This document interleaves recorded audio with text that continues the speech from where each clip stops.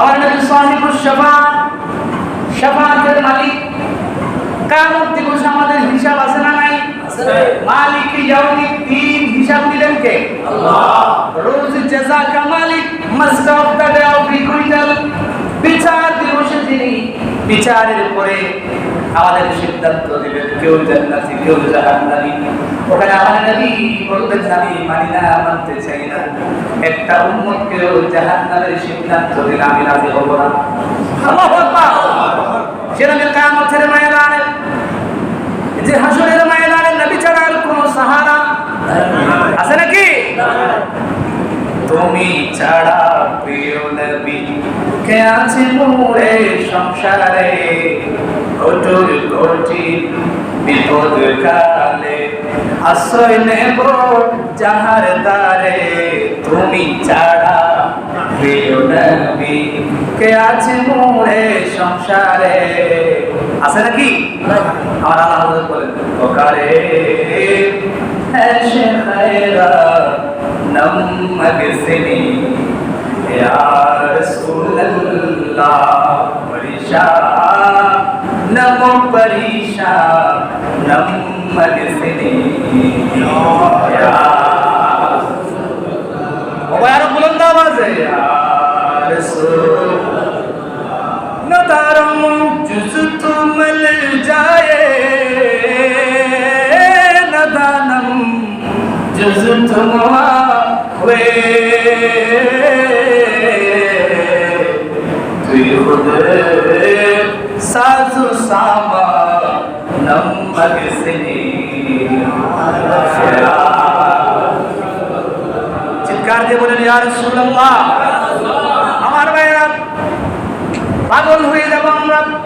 নবী ছাড়া সেদিন হাসরের ময়দানে কোনো সাহারা নাই, কারো কোনো সুপারিশ। সূর্যটা মাথার কাছে চলে আসবে, ক্ষুধায় তৃষ্ণায় যন্ত্রণায় জিহ্বাগুলো কুকুরের মতো নাভিস্থল পর্যন্ত নেড়ে যাবে, চলতে থাকবে। মাথার মগজগুলো গলে গলে নাকের চিত্র দিয়ে নাকের ডগা বেয়ে পড়তে থাকবে। ভাই ভাইকে চিনবে না, বাবা সন্তানকে চিনবে, স্বামী স্ত্রীকে চিনবে, কেউ কারো সাহায্য করতে পারবে না। বাবা সন্তানদের দেখে পালাবে, সন্তান বাবাকে দেখে পালাবে। দুনিয়ার কোনো বন্ধুত্ব হাসরের মাঠে কাজে, একজন আরেকজনকে দেখে পালাবে। পালাস কেন বলে, তুই দায়িত্ব আমি নিতে পারবো। কঠিন ওই সময়ে সব নবী আর সব উম্মতের একটাই জিকির, ইয়া নফসি ইয়া নফসি। সবাই আদম নবীকে ধরবে। আপনি আব্দুল্লাহ সাহেব সমস্ত মানুষদের বাবা, বাবা আদম সফিউল্লাহ, আপনি একটু আমাদের জন্য সুপারিশ করেন, আমাদের বিচারটা শুরু হয়ে যাক। আল্লাহর ফয়সালা হয় জান্নাত অথবা জাহান্নাম হবে। কিন্তু হাসরের মাঠে কঠিন পরিস্থিতি আমরা আর দিতে পারছি না। বাবা আদম বলবেন, আমি পারবো না, তোমরা সবাই বরং মিলে নূহের কাছে যাও। নূহ নবী আল্লাহ যাকে মাহবুব থেকে পরিত্রাণ দিয়েছেন, নবী বললেন, তোমরা বরং আমার কাছে নয়, ইব্রাহিম খলিলুল্লাহর কাছে যাও। তিনি বলবেন, আমার কাছে আসছো কেন? আপনি তো মুসলিম জাতির পিতা, আমরা তো মুসলিম ছিলাম, একটু আমাদের বাঁচা। কয় না না, আজকে আমার কোনো কাজ নাই, তোমরা বরং মুসা নবীর কাছে যাও। তিনি বলবেন, আমি তোর পায়ে ছিলাম, আল্লাহ আমার জুতা খুলতে কইছে, আজকে হাসরের মাঠে আমি মুসারও কাম নাই, তোমরা বরং সে নবীর কাছে যাও, যে জুতার মোবারক নিয়ে আসছে। অন্য চিন্তা করো। তিনি বলবেন, তোমরা শেষ জমানার আগে যিনি দিয়েছেন ঈসা রূহুল্লাহর কাছে যাও। সুবহানাল্লাহ। ঈসা নবী বললেন, আমার কাছেও কাজ নাই, তোমরা বরং একটা জায়গায় যাও, তো জায়গায় ঘুরে লাভ নাই, জায়গা মতো যাও। আর সে নিচে মাকামে মাহমুদের কিনারে নবীদের সরদার, আটকারা জান্নাতের মালিক, দুনিয়া আখিরাতের বাদশা, ইমামুল মুরসালিন, সাইয়্যিদুল মুরসালিন, খাতামুন নবিয়্যিন, শফিউল মুজনবিন। আল্লাহ যার জন্য দুনিয়া বানিয়েছেন, আখিরাত বানিয়েছেন, আল্লাহ যার জন্য আলমে বারজাখ বানিয়েছেন, আল্লাহ যার সম্মানের জন্য আখিরাতের মাঠে হাসর সাজিয়েছেন, বিচার দিবস বানিয়েছেন, তোমরা বরং সে নবীর কাছে যাও। আজকের এই কঠিন সময়ে তিনি ছাড়া কোনো নবী, উলুল আযম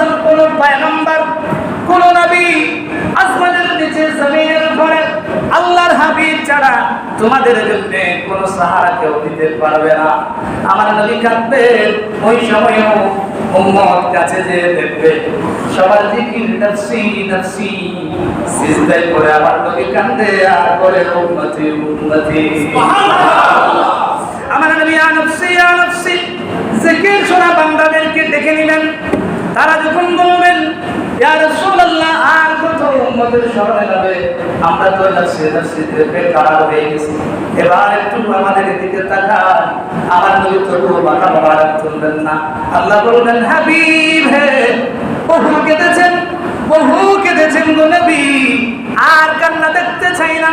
ইরফা রাসাকা ইয়া হাবিবি ইয়া মুহাম্মদ সুবহানাল্লাহ। নবী আজকের দিনে আর কান্নার দিন নয়, মাকামে মাহমুদ বেরিয়েছে। আজকের দুলহার আসর, আজকে গোটা জাহান, আজকে মেজবান আপনি নবী মেহমান সুবহানাল্লাহ। আজকের দিনটা তো আপনার জন্য, আসর সাজাইছি তো আপনার জন্য, আপনার ইজ্জত দেখানোর জন্য, শান আজমত বোঝানোর জন্য। বলে দিন ইরফা রাসাকা ইয়া হাবিবি ইয়া মুহাম্মদ সাল্লাল্লাহু আলাইহি ওয়াসাল্লাম। নবী একটু মাথা মুবারক কানে তুলে আর বলেন কি চান সত্যতা। ও নবী আপনি চাবেন, যা চাবেন তা দেব। ওয়াসফা তুশফা, আপনার উম্মতদের মাঝে যাদের ফয়সালা জাহান্নাম, যাদের জন্য সুপারিশ করবেন আমি আল্লাহ দিয়ে দিব জান্নাত। যাকে বলবেন তাকে জান্নাত দেব, যা চান তা দেব। নবী আর কাঁদেন না, আর কাঁদবেন না। আবেদার মধ্যে আনের খোদা আর বরদাস্ত হয় না। এবার আপনার মিশন চলবে গো নবী, এত দেব এত দেব। আপনি নবী আর হাসরের ময়দানে খুশি হয়ে যাবে। মানে বলছি আল্লাহ তাআলা বলেন ওয়ালাসাউফা ইউতিকা রাব্বুকা ফাতারদা। আমি বলছিরে এত দিব, এত আপনাকে দিব নবী, আপনি অবশ্যই রাজি খুশি হয়ে যাবে।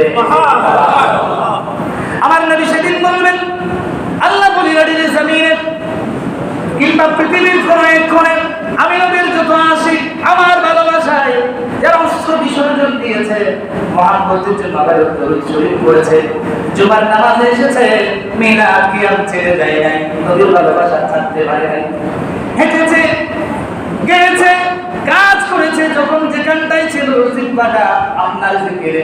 আমি নবীর দরুদে সিক্ত ছিল, বেজা ছিল। আমি নবীর সুপারিশ আজ তাদের জন্য, তাদের একজন যতক্ষণ জাহান্নামে আমি নবী খুশি হতাম না। আল্লাহ বলেন হাবিব হে, যতক্ষণ যাবেন ততক্ষণ দিব, যতক্ষণ খুশি হবেন না ততক্ষণ উম্মতদের জান্নাতে নিতে থাকবে।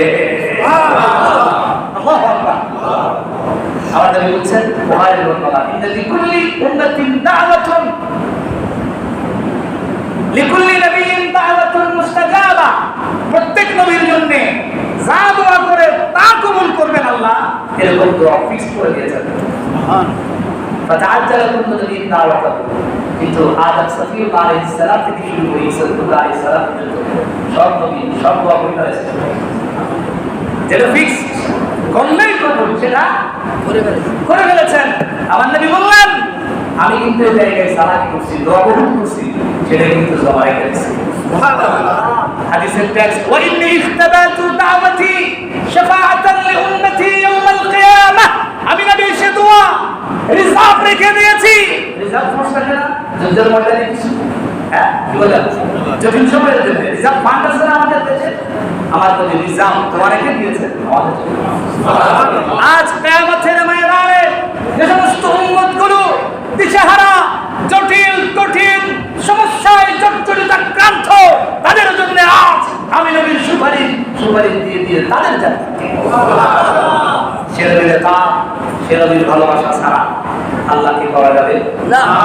সে নবীর মহব্বত ছাড়া, ঈদের মিলাদুন নবী ছাড়া, নবীর মায়া ছাড়া, জুলুস ছাড়া, মিলাদ ছাড়া, সে নবী আসলেন আপনার চেহারা পরিণত হয়ে গেল, আপনি যদি না পড়েন বলবেন। সে নবীর তাশরীফ বাড়ির মাস এসেছে, সে মুখে আমরা তুতু দিতে চাই না। যে জবান তার সন্তানের আনন্দে খুশি হয়, হ্যাপি বার্থডে বলে, জশ্ন মানায়, খুশি মানায়, কেক কাটে, আর যখন মিলাদুন নবীর মাস হয়, বেদাত ফতোয়া দেয়, সে মুখে থুথু দিতেন না, থুথু না আসতে কথা বলে ঠিক আছে। পরামর্শা, সিয়াকা, ফাতাকা যারা হুজুরের মহব্বতে খুশি হতে পারে না, অথচ আল্লাহ বলছেন কুল বিফদলিল্লাহি ওয়া বিরহমাতিহি ফাবিযালিকা ফালিয়াফরাহু। নবী হে, আপনি বলে দেন তারা যারা আল্লাহর রহমত এবং ফজল মানে কোরআন, রহমত মানে রহমাতুল লিল আলামিন, এটা পেয়ে ফালিয়াফরাহু, they should rejoice, তারা যেন আনন্দ উদযাপন করে। আর এই আনন্দ কিয়ামতের মাঠে তাদের সমস্ত আমলের উপরে শ্রেষ্ঠ কবুল জান্নাতে যাবার আমল হিসেবে আল্লাহর দরবারে গ্যারান্টেড হয়ে যাবে। সুবহানাল্লাহ। সে আমল কোন আমল? জাস্ট ঈদের ইবাদত। সাহাবীরা চুজ করেছেন। আমার নবী হিজরত করে যখন মদিনা শরীফে গেলেন, আবু বকর সিদ্দিক বললেন রাত হয়ে গেছে, আমরা যে হুজুরের সিদ্ধান্তের মতো ঢুকছি এক জায়গায়, সবাই আমার নবীকে দিতে চাচ্ছে, আমার নবী সিদ্ধান্ত দিয়ে দিলেন আমি যাব না, আমার পর যেখানে যাবে সেখানে যাবো। সাহাবীর বাড়িতে যে উঠলেন আনসারী সাহাবী, আমার নবী যখন গেলেন মদিনার সাহাবীদের বিশাল অংশ নেমে আসলেন হুজুরকে অভ্যর্থনা জানাতে। কেউ উঠলেন খেজুর গাছের উপরে, কেউ উঠলেন অন্য গাছের ডালে, কেউ উঠলেন ওই সময়ের দোতলা বাড়িতে, কেউ উঠলেন পাহাড়ের পাদদেশে পাহাড়ের উপরে, আর উঠে বলছে লব্বাইক ইয়া মুহাম্মদ ইয়া রাসূলুল্লাহ। সবাই বলছে তালাল বদরু আলাইনা মিন সারিয়াতিল বিদা ওয়াজাবা শুকরু আলাইনা মাদা লিল্লাহি মা আজর বলেন সুবহানাল্লাহ। সবাই তালাল বদরু আলাইনা মানে মদিনাবাসী সেদিন বলছে মক্কা থেকে নবী আসে নাই, আকাশের চাঁদ আজকে মদিনায় নেমে গেছে। নবীর খুশিতে তাশরীফ আওয়ারিতে এত খুশি, নবীর জমানায় জলিলুল কদর সাহাবী, যাদের পা নয়, যাদের ঘোড়া, তারা যে ঘোড়াটা আরোহণ করেন, ওই ঘোড়ার যে পা, ওই পায়ে যে ধুলাবালি লাগে, ওই ধুলাবালিও বর্তমান সময়ের কৌশল আজমদের চাইতে বেশি দামি। ওলামা কি, ফুকাহা কি, মুফতি মুহাদ্দিস কি, সাহাবীরা তো বিভিন্ন খুশি দিয়েছেন।